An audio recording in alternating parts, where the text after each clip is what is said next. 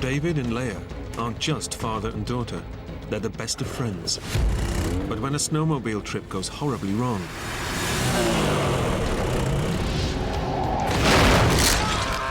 11-year-old Leia finds herself having to do things she never imagined, just to keep them alive. I knew that I need to find help. I need to send someone to my father, you know, he's hurt. Miles from civilization, she'll have to brave wild animals and sub-zero temperatures to find help for her father before it's too late. Daddy! I felt guilty because I brought her there, and I don't even know if we're gonna make it through that night.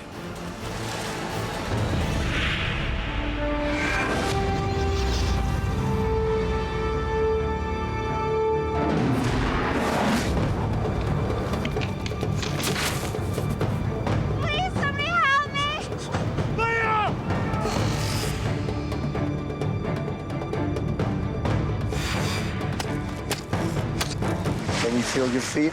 No.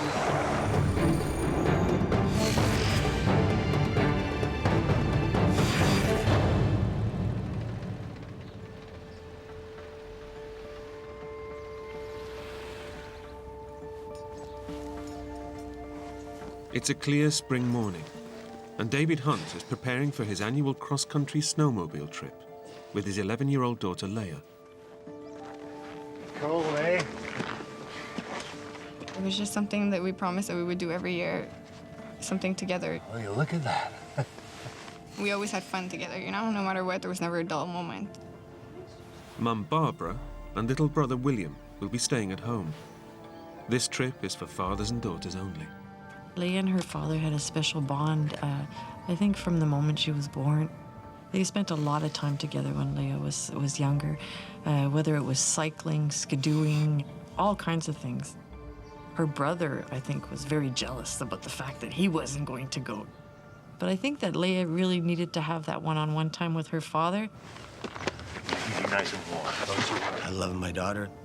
She just had an interest to being around her dad, and she'd always want to come and hug me, and Daddy was like everything. Bye now. With David working hard through the year, Leia knows it's her one chance to get Dad all to herself. My father is a workaholic, so when we went on these trips, I knew for sure all his attention would be directed to me, so I was very excited for those trips together. It's Leia's big day. But with the temperature plunging to minus 22 degrees, David is wondering whether to postpone the trip. Okay. That morning, I was a little concerned for the weather because it was very cold outside. It was one of those mornings where you can like barely stand being outside for 1 second, let alone going on a trip. So I told Leia, what do you want to do? I was just so excited to go that I decided to go anyway. Okay.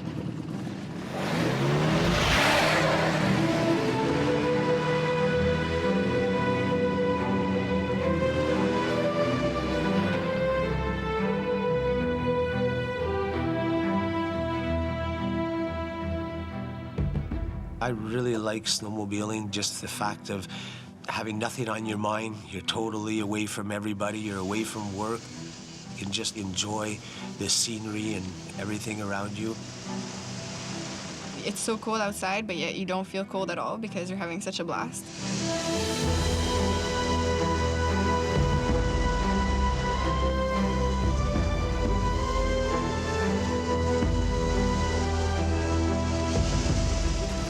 Leia and David are traveling on specially designated snowmobile trails. 30,000 kilometers of frozen freeways, crisscrossing the wilderness. Meticulously maintained by an army of grooming vehicles. The trails offer a thrilling alternative to taking the car between cities. That morning, we were heading in the direction of my cottage in Mont-Laurier. It's about 700 kilometers away. The journey will take 3 days, and they're traveling light, with just a small bag of clothes for the hotels they'll be staying at along the way. Tonight, they're aiming for the small town of Saint-Jérôme. I was concerned because it was around 2:30 in the afternoon, and darkness does come in around 4:35 in the wintertime. Figured around 4:30 we should be at Saint-Jérôme. David has recently purchased a state-of-the-art two-seater Grand Tourer snowmobile, capable of 220 kilometers an hour. But David sticks to the blanket 60 kilometer an hour speed limit on the trails. Accidents on these tracks are all too common. Every year there's maybe 30 or 40 deaths in snowmobile accidents. You could be coming on your trail, nice and slow, minding your own business in a way, and just looking and admiring all the scenery and everything, and you'll come into a corner, and the 3 or 4 machines will just be coming around that corner like they think it's a racetrack. If you get 2 skidoos and 1 skidoo is on your side of the trail by 6-7 inches, forget it. It won't pass. They think it's a racetrack. Like we got Michael Schumacher on the track here, you know, and Jeff Gordon. My trick is not to travel at nighttime. Leave early in the morning and be finished by about 4 or 5 o'clock in the afternoon. That way there, you know, you won't run into all these people that are just going out for a fast night run. After 2 hours on the road, they stop for a hot chocolate and check their directions. You know, I think it's only about another half hour before we get to the hotel. And I looked at the Skidoo map, finding the closest direction to get to Saint-Jérôme. Because what is fun about snowmobiling is if you do want to go in a direction, let's say to my cottage, there's 5 or 6 different trails that you can take to get there. And one of the fun things is that each year you take a new way, so you get to see new things.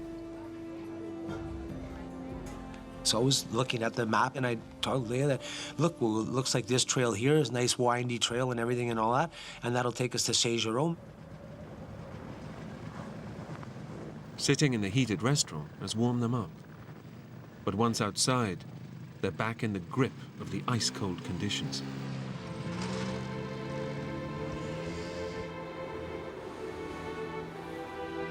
The temperature, which hasn't crept above -20 Celsius all day, is now beginning to fall.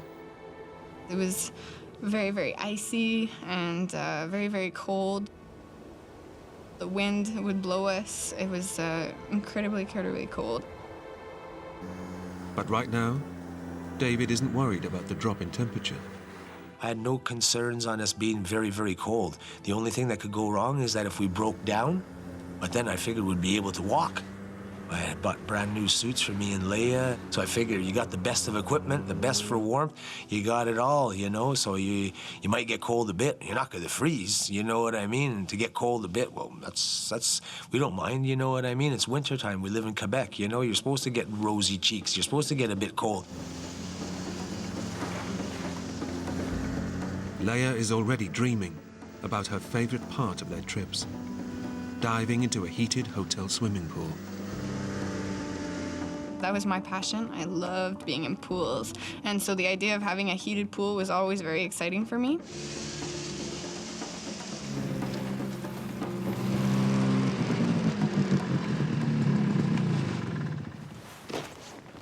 Leia and David arrive at Saint-Jérôme before nightfall.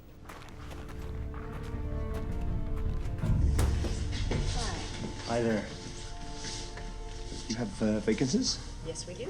Excellent. And do you have a pool? Unfortunately, we don't have a pool.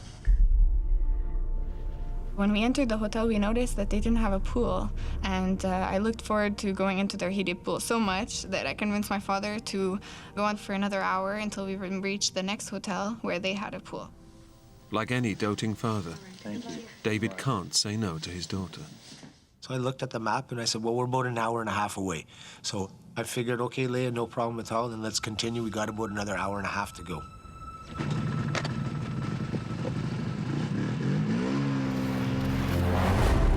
David knows that snowmobiling at night brings a new set of dangers.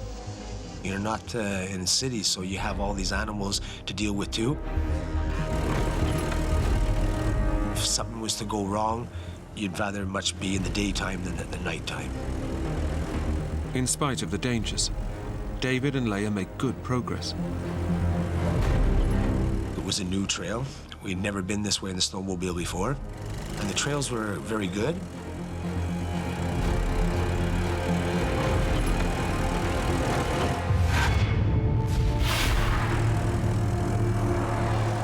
But 30 minutes later, the trail Leia and David are on starts to change.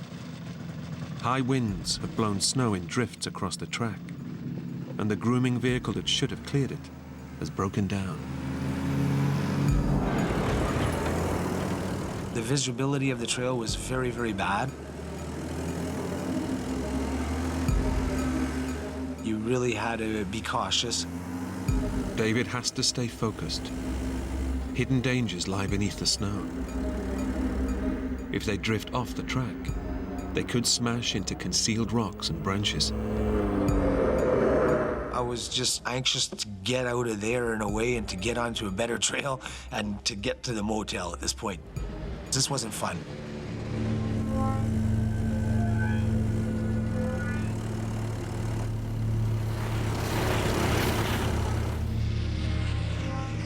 With the light fading and the trail fast vanishing, David considers his options.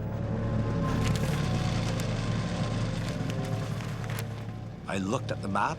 I saw that if we had to turn around where we were to go to another trail, this would take us 2 hours out of our way and that we would never be able to make it to that motel before 8, 9 o'clock at night. David faces a major dilemma. Lose time turning back for better trails, or carry on through heavy, ungroomed snow. So I figured, well, if the trail's no good, we'll just go slow. At least it's going to save us time.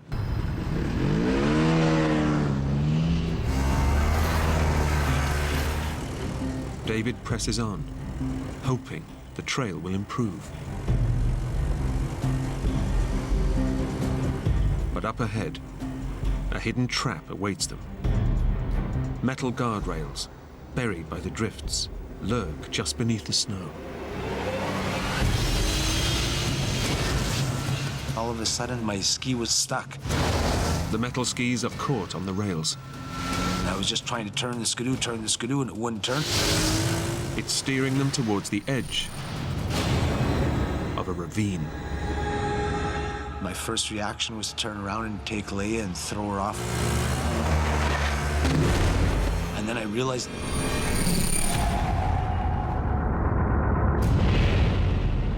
Oh my God. That's when I realized that this is gonna really hurt.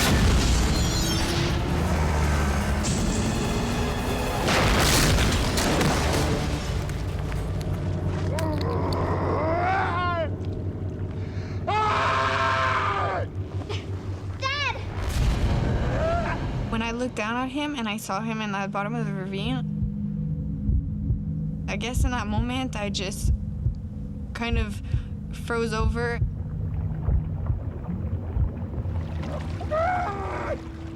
David's snowmobile has crashed into a freezing cold stream, crushing his leg and pinning it beneath the water. I was very panicky. I was very scared. Dad! Just get out, please! What's wrong? Using brute force and every last drop of adrenaline, David has to drag his legs free from underneath the machine.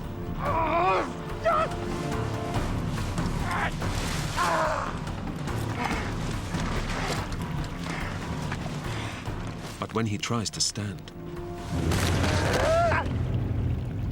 When he got up, I figured everything was fine, like we were going to walk out of it, until he fell. I realized that there was something very severely wrong with my knee. when David crash-landed in the bottom of the ravine, it wasn't just the ice that shattered. Pinned underneath 270 kilos of falling metal, David's knee took the full force of the impact and is now smashed into 15 fragments of broken bone. The slightest movement causes these jagged shards to grind against the surrounding tissue. It felt like somebody had taken a hammer and smashing your knee right against the concrete. Ah, Leia! Throbbing pain, I've never experienced before in all my life. Dad! Dad, please, just get up! David needs to get out of the ravine and back to a hospital fast. But with a shattered knee, he can't move. I couldn't just get up, man, and get out of there. Dad! What's wrong? David is now relying on his 11-year-old daughter to get him out. Dad, I'm coming down. But with the wind and snow suddenly picking up, it won't be easy. My father has always been there for me. Take care. Now it's my turn to show that I can help him.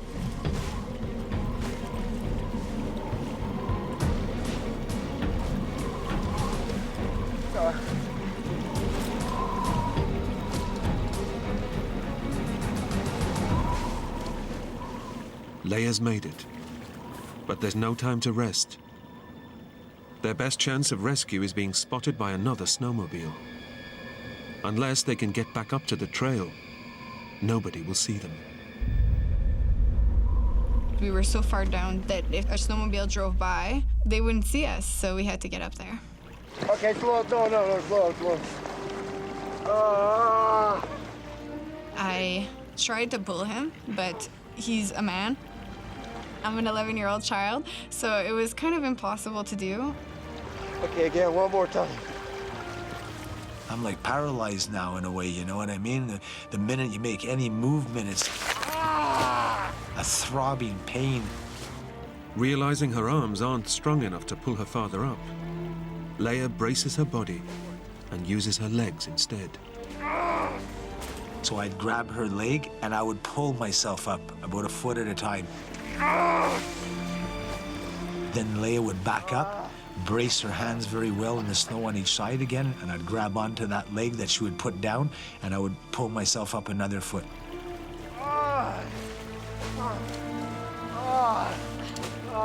I tried to pull him, and every time he would slip and fall back down. Every jolt sent shockwaves of pain through David's smashed knee. I wanted to quit a lot of times, you know? I figured I ain't gonna make it to the top. You know, I can't get up there. Come on, Dad. Okay. But Leia didn't want to give up. I was so determined at that moment. It was like another me that kicked in.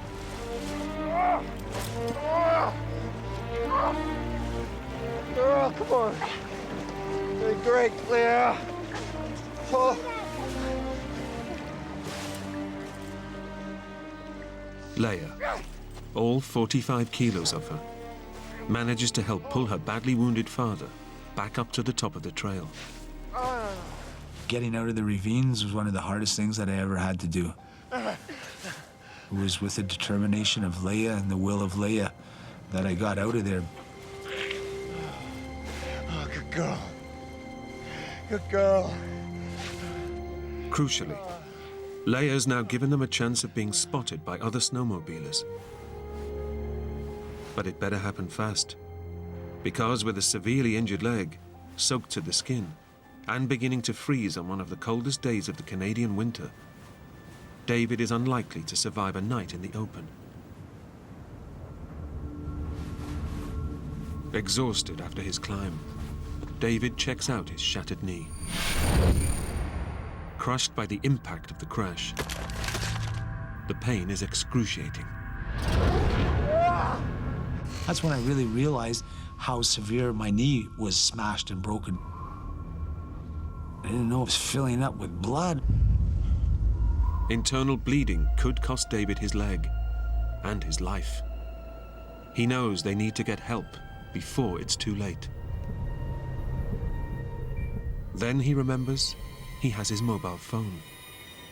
If it works, he can alert the rescue services and get them out of here. I ever go on big trips, I always take a cell phone. You get in an accident, you get stuck, that's what a cell phone is for.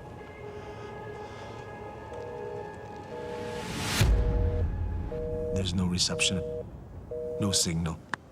Up there, the only phone that would have worked is a satellite phone.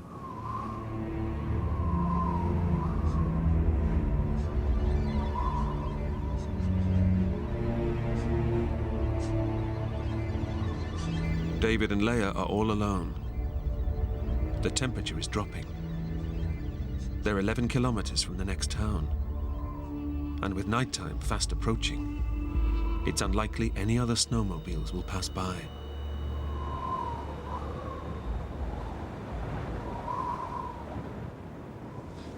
Well done.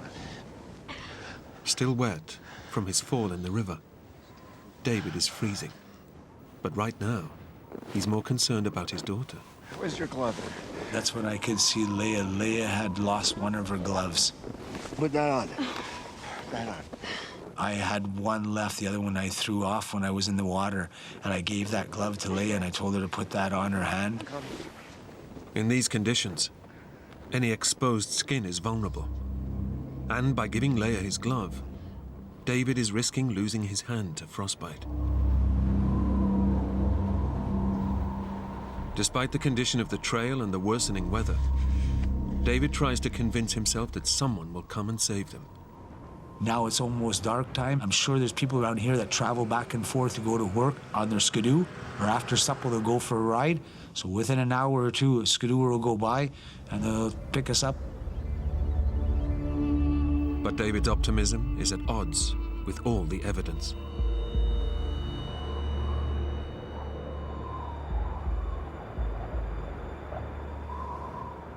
I was thinking, man, it's getting colder and colder and colder. Now the sun's gone away, the night's coming in, the wind is just howling and howling. And the cold isn't the only threat the darkness brings. These woods are home to wolves.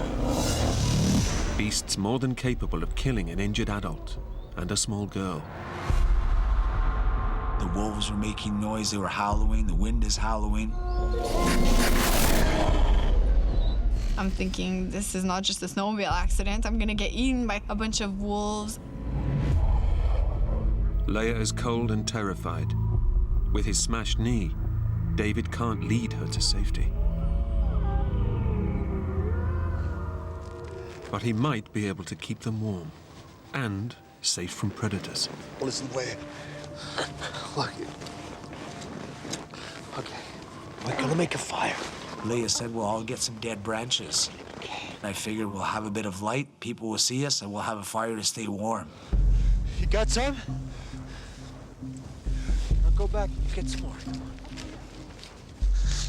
I would bring him branches and he would create a fire using our map.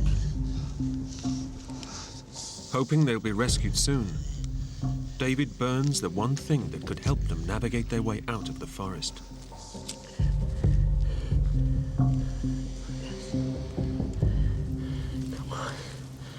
Come on, Leia, they're gonna need some more branches soon.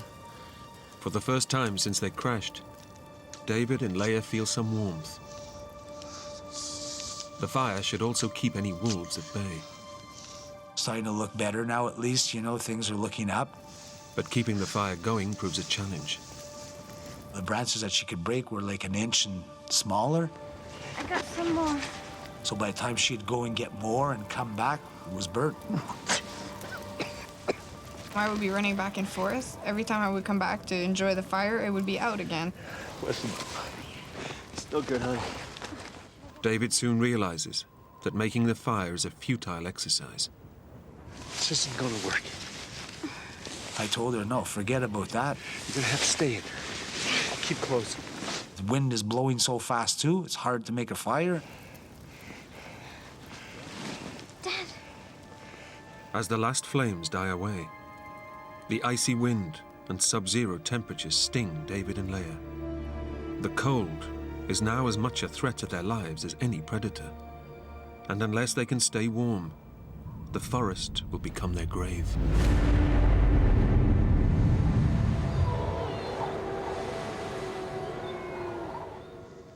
David thinks of one last option.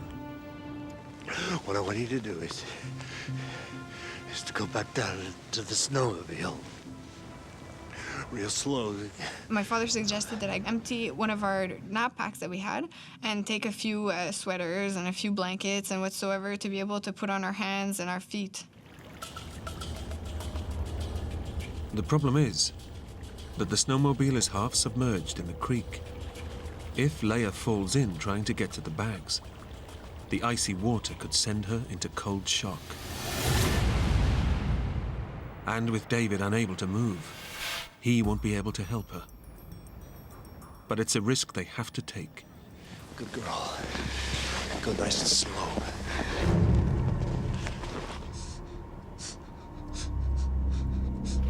It was very frightening because it was very dark. I went down the slope that I had made to the snowmobile.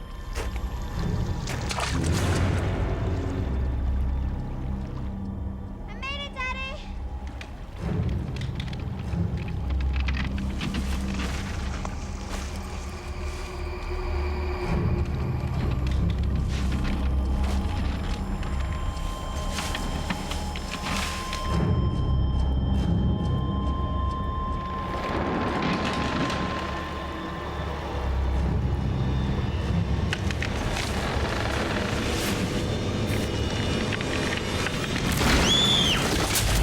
Leia? My foot went through the ice and went about to my knee. I was not worried. My father seemed worried, and I was kind of wondering why. Unable to reach the bag, Leia decides to head straight back to her father, leaving behind the clothes that could have kept them warm. Good girl. As they huddle for warmth, Leia doesn't tell her father that her boots are filled with ice water from the stream. My feet were freezing at that point. Really, really, really cold.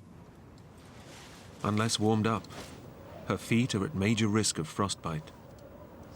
But it's her dad she's most concerned about.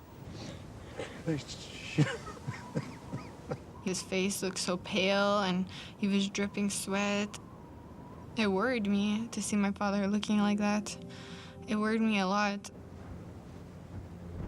Despite the freezing cold, David is boiling up. The pain of his smashed knee is raising his blood pressure and causing his body to sweat. If that moisture freezes inside his suit, he'll become a prime candidate for hypothermia. As his temperature drops, so will his heart rate, and eventually, he'll fall into unconsciousness. He needs to be taken to a hospital immediately, but stuck in the middle of nowhere, it's not looking likely. Nobody was coming, you know, and it didn't look good at all. I don't want my daughter beside me if I'm gonna freeze and die.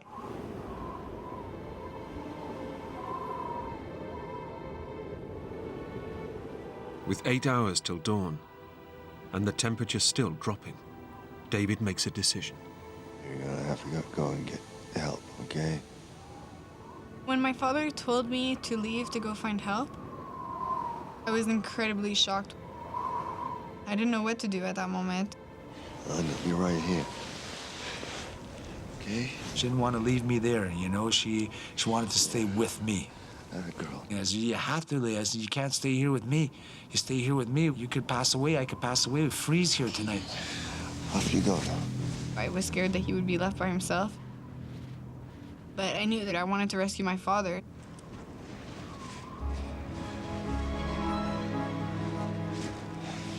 Be fine. Leia sets out alone, determined to find help and save her father. So she got up and she started walking.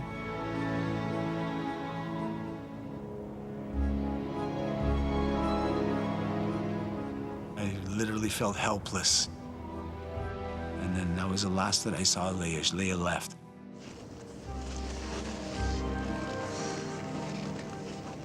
As soon as I left him, the fear kicked in. I realized that I was all by myself now.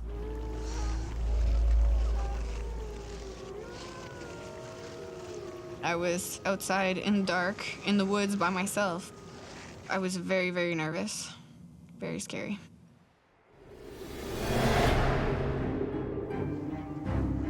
Limping, after her earlier fall through the ice, Leia heads deeper into the forest. My father told me to not get off of the path. After burning their map to light a fire, she has no way of knowing if she's going in the right direction.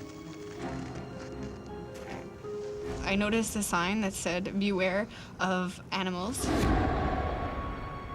I was very, very scared when I saw that sign. As soon as you go into an area where it's all bushed, you can't see anything. All I could hear was these wolves howling, branches breaking, and, you know, things moving. All these things really, really were frightening me.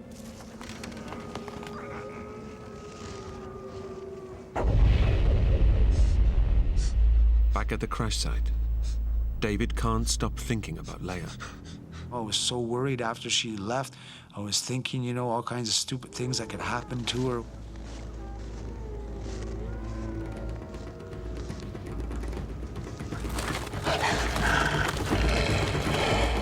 He's right to be afraid. I could hear a bunch of wolves. At that moment, I was petrified. Desperate to get out of the dark woods, Leia looks around for an escape route. I saw a path that led to a lake. And on the lake, it was very open, and I could see some lights. So right away, I got hope because I figured there has to be somebody there. But to reach the light, Leia will have to walk straight over the lake. I knew my father would be upset if I went onto the lake because it's very dangerous. Tons of things could happen. Leia has already fallen through ice once, and the thought of having to cross a frozen lake at night terrifies her.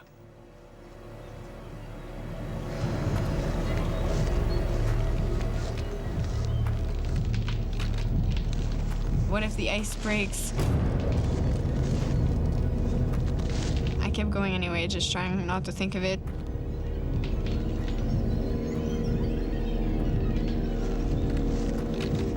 Leia heads towards the light. Every step she takes runs the risk of plunging her through the ice and into the frozen water below. All I kept telling myself is, I'm almost there. There's light. There has to be someone. But when she finally reaches the far side of the lake, there's a shock in store. As I got closer, I noticed that the only way that I would be able to get to that light was if I climbed a steep, straight hill that was impossible to reach. At that moment, I started to yell and yell and yell and just scream out, Help! Please, can you hear me? Please help! If anyone is there, they cannot hear her, and she cannot climb up the steep bank to get closer. Help! Please help me! I was very, very depressed at that moment. 11-year-old Leia has walked through the dark forest and across a frozen lake that could have taken her life, all to save her father. But it's been in vain. At the crash site, David's core body temperature is plummeting, and he's just hours from death.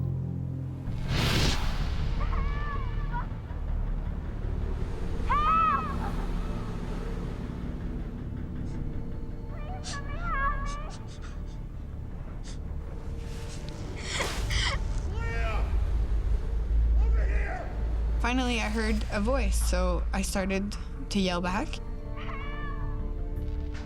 Leia! Leia! It was my father's voice. Leia heads in the direction his shouts are coming from. Daddy! It's been 3 hours since David last saw his daughter, and hearing her voice breathes new life into him. When I heard Leia calling out my name, it was like a sigh of relief that I knew that she was still alive. Daddy! I'm here!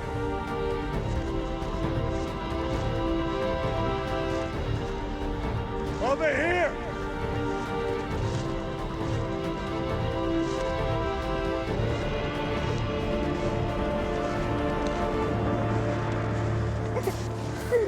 It's okay.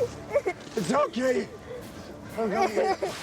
Despite all her efforts, Leia and David are back to square one. I was happy to hear her, and I was happy to see her again.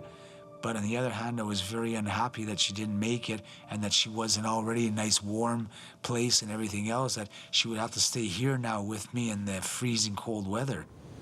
It's okay. We're gonna be okay. Leia can see that her father's condition has worsened. He didn't look well, he really didn't. He was trying to hide it. It was very much worrying me a lot. Body sweat, caused by the pain of his knee injury, is freezing against David's skin. And with the wind chill dropping the temperature to minus 27 Celsius, his heart rate is slowly falling. Back at home, David's wife Barbara is worried. She's been expecting a call from them since lunchtime. Come 9 o'clock that night and they still hadn't called, I had this really bad feeling in my stomach that something was not right. So I telephoned the police, and the police said there wasn't anything they could do until they'd been missing for 24 hours. Okay, thank you. I was just totally devastated. At the crash site, David has given up any hope of rescue. I didn't think there was another skidoo coming.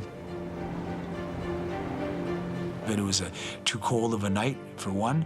Very, very blowy. The trails were so bad.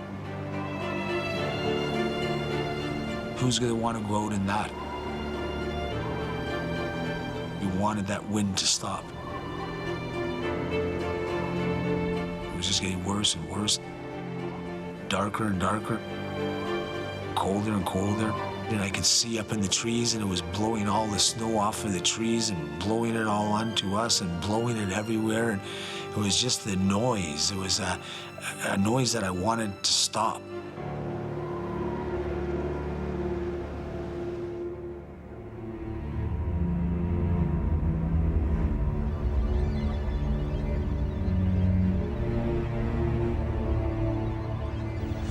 Although badly injured himself, David is more worried about his daughter. She was cold, and I was cuddling her up. She was shivering and shivering and wouldn't stop. I was trying to get her as warm as I could.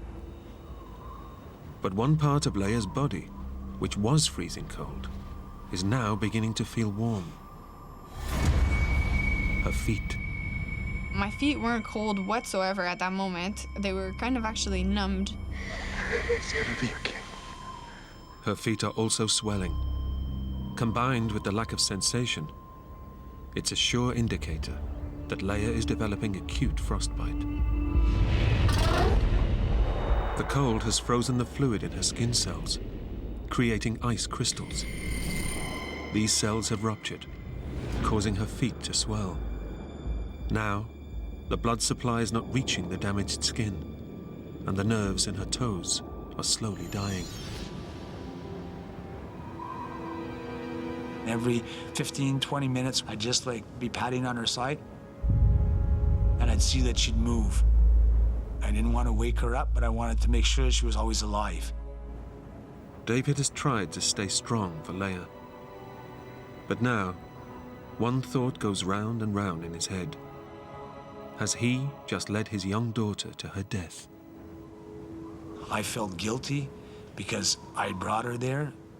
It was a living nightmare for her. There's no way that Leia deserved this.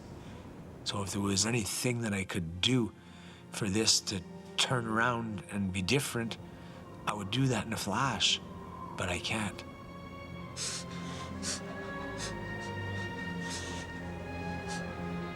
I was worried that if I fell asleep, that I would just not wake up. I didn't want Leia to wake up and for me not to be there.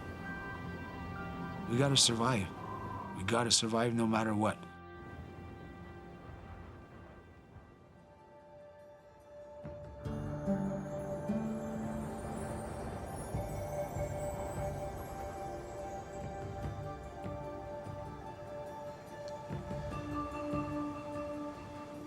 was very, very relieved that the sun was coming up.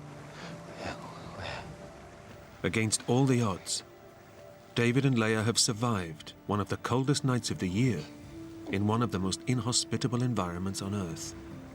We did it and we survived, and I just thank God for watching over us, you know.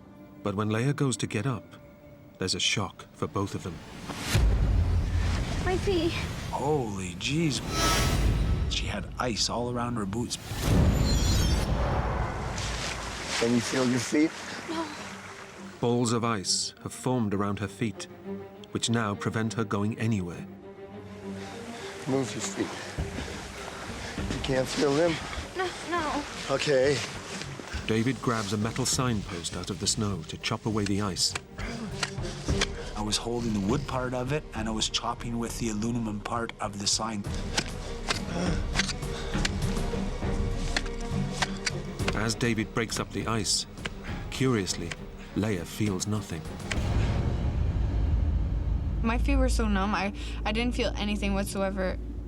All I could feel was him hacking at it. The fact that Leia cannot feel her feet is a very bad sign. The nerve endings in her toes have died. She doesn't know it, but she's in the advanced stages of frostbite.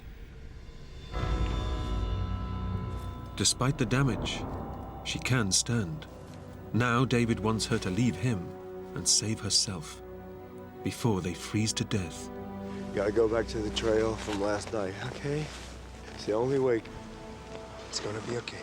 Either she leaves now on foot to go to get help, or we die here. I love you, Daddy. I said to Leia, when you're walking, just believe in your heart, Dad is with you. So you walk and you leave and you get to the town, I'll be good.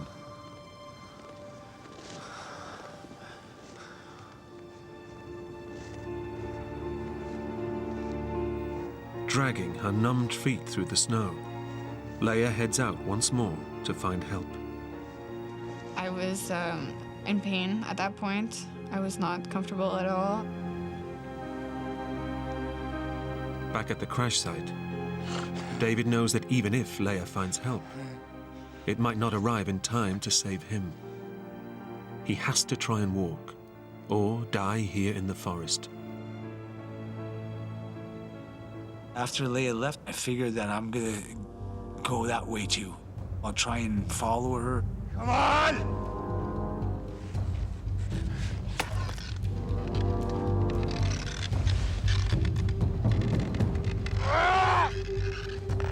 Although his knee is shattered, David summons the courage to stand up.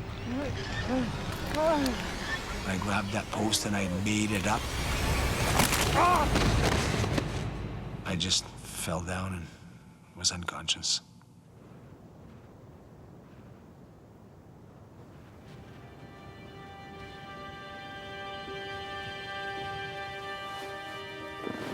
An hour into her walk, Leia spots a derelict building in the snow up ahead. As I went up the hill, I noticed a little lodge. So I walked up to it and I noticed that it was a little cabin or something, maybe for fishing or hunting. I was so disappointed because I wish I would have seen it the night before and I would have been able to drag my father towards it or something so that we could have gone in it, you know? So I was very disappointed at that moment. As Leia pushes on, she starts to worry that she'll never find help. I felt like I was not getting anywhere. When you're in the woods like that, often it all looks a bit the same. Leia doesn't know it, but now every second counts in the race to find help. Her next decision, to go left or right, could seal her father's fate. As I was walking, I reached the point where I had turned off the night before to go into the lake. I remember my father told me it's very important to always stick to your right, he told me.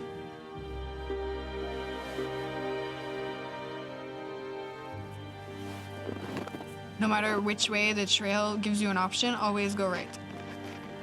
Leia goes right, hoping that the path will take her towards the town, and the chance to save her father.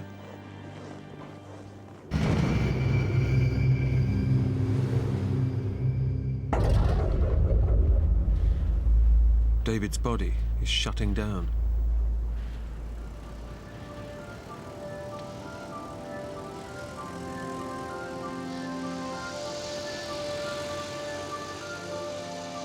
Hours later, a family on a snowmobile trip spot David's body in the snow. David has clung to life. My daughter! Now his only thoughts are for Leia. My daughter! He said that Leia had been found and that she was going to be taken to Saint Jerome Hospital.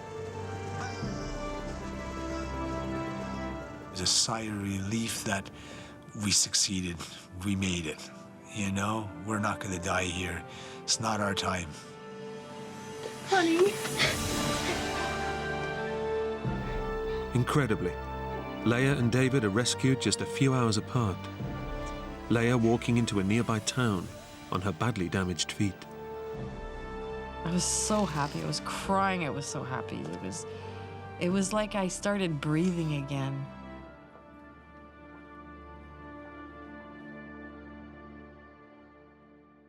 Leia and David survived their ordeal, but sustained lifelong injuries. David underwent reconstructive surgery on his shattered knee. But Leia's injuries were more severe. Partial amputations of both her feet were necessary after suffering acute frostbite. I really do feel lucky to be alive. The doctors thought that I would have been amputated close to my knees, and I managed to be able to keep both of my heels, so I'm incredibly lucky for that. And I thank God every day for it. For her incredible actions in saving her father's life, Leia was given the Star of Courage, one of Canada's highest awards for bravery.